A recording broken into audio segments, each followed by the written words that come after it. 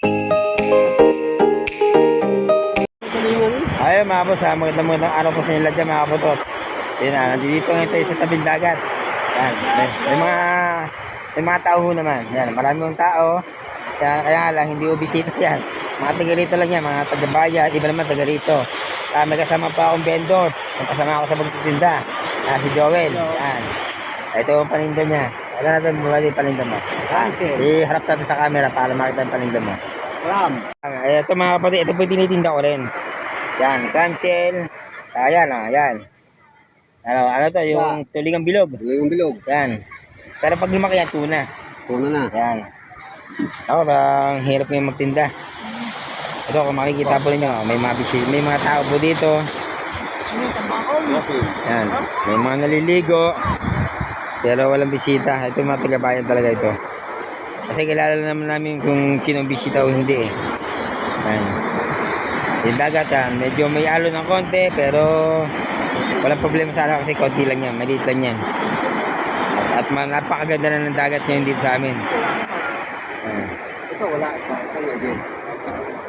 Ay, may tumitingin po kay Joel Torre. Yung isda niya.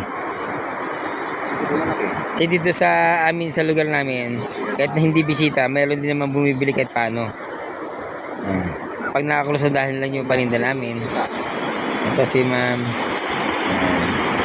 Mayroong foreigner. Lamang. Tara. Hanapan natin ng bayan. Samahan kita. Let's go. So mga kaputot, nagbabalak na po ako magtinda. Kaya lang tatapusin ko muna yung linisin namin sa lugar namin. Kasi napasali po ako sa tapad eh. Batch 2. Naglilinis kami tuwing umaga. Tapos siguro mga ilang araw na kami maglilinis, tapos na kami. Yan, tapos tayo maglinis yan, tapos na kami maglinis, magtitinda lang po ako. Tinda tricycle gagawin ko hindi yan. Titinda ako tuwing Biyernes, Sabado, tapos magalang araw, tama na yung half day nila na pasada kasi pagod na rin tayo niyan. Baka mag-overheat na tayo niyan. Diba?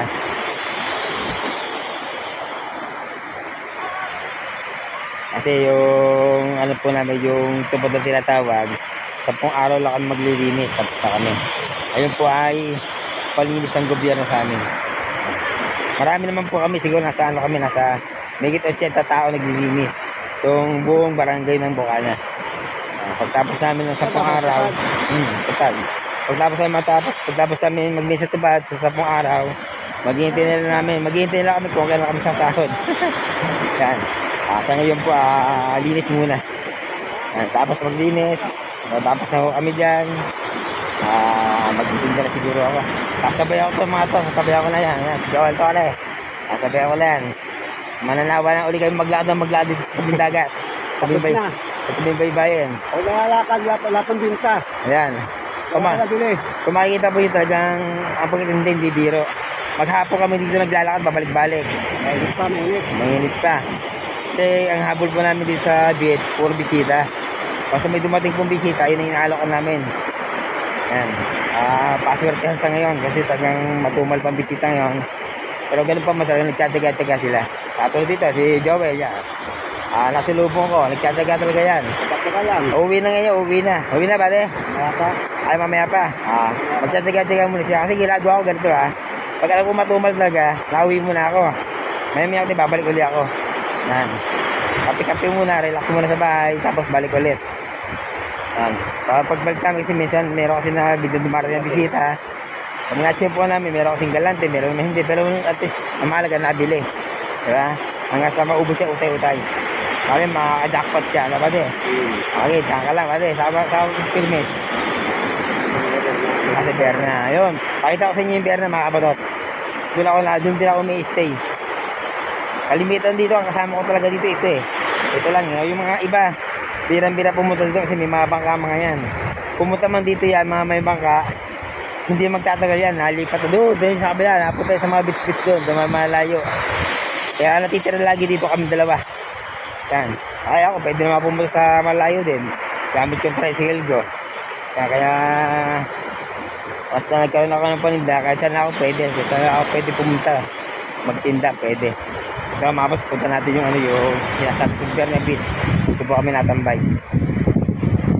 Dito na po kami ni Joel Torre sa Berna Beach. Ito po yung dati kong magtatambay talaga pag nagtitinda ako, yung Berna Beach Resort. Wala pa rin bisita. Yan. Wala pa pong bisita ang Berna Beach Resort. Pero, abay, tatambay ka dito ba, de? Punta tayo doon. Doon ba tayo? Wala. Ito sa kabila tatambay. Kasi ako pauwi na rin ako eh. Walang yung bisita sa Berna Beach Resort pala. Gagawin ni Joel ay lakad-lakad muna. Masipag ang paa niyan eh. Kasi ang paa niya, paang kalabaw. Hindi basta-basta napapagod. At yung mga paa niyan. Sanay na. Parang ako din. Ganun. Parang ako din. Ganun din. Paang kalabaw. Isda. Hanggat may puninda ako, hindi ako napapagod. Isda. Bago sa isda. Yan, tambakol. Yan, be. Press. Patikang, iyaw. Ito, kata. Yan. Sarap yun, gata. Gata, ihaw. Iyaw. Yun naman, clamshell. Ano yan, ang maganda yung paluya. Yan, paluya.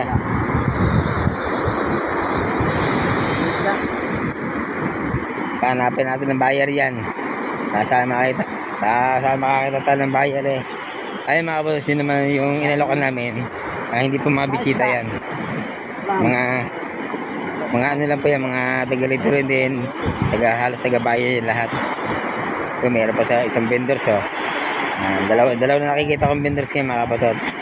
Yung maganda na paninda nito. Mga isdang bato, ate. Isdang bato, talakitok, maya-maya. Ayan, first class sa isdang yun eh.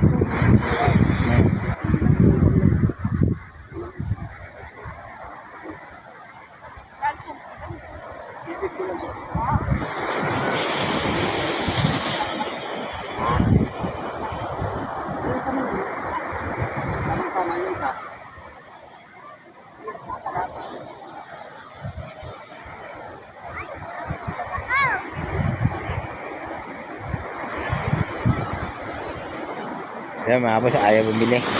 Hanap tayo ng iba dito. Ako mga boss, pag nagtitinda ako, di rin ako natigil. Halos pabalik-balik ako dito sa tabing dagat. Yung baybayin. Ang pahinga ko lang yan, ay hapon na. Paano ito? Ito kasama ko, ganun din siya.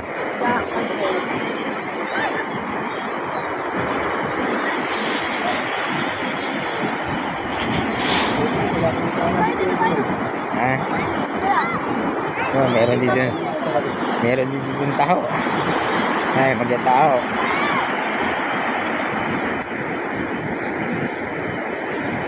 Yung shout out pala sa magkatao. Shout out sa magkatao. Ay, taho po pala din yan. Wala pang bisita na. Wala pa. Halos puro taga rito eh, taga bayan eh.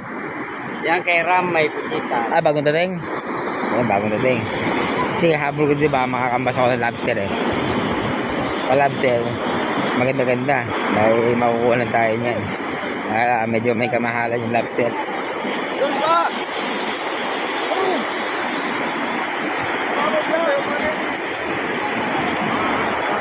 Yung mga batos oh.